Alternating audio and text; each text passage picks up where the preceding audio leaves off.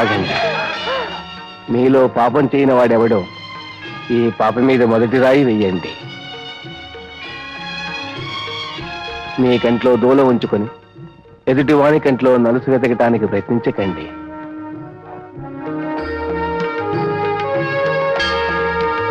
అమ్మ బాబోయ్, నా పాపాలను నేల మీద రాసేస్తున్నాడు.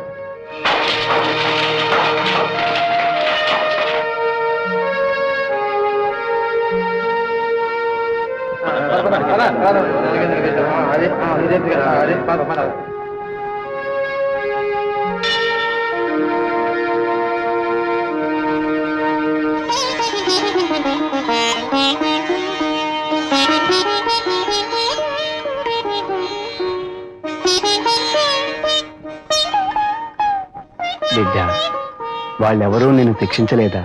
లేదు తండ్రి. నేను నిన్ను శిక్షించను.